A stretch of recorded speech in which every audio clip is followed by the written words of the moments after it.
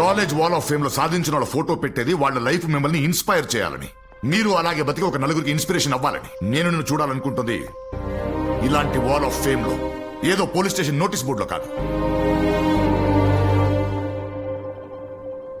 యువరాజ్, సమర్థ్ పక్కన కూర్చుంటే నీకు కొంచెం మోటివేషన్ వస్తుంది. కమ్.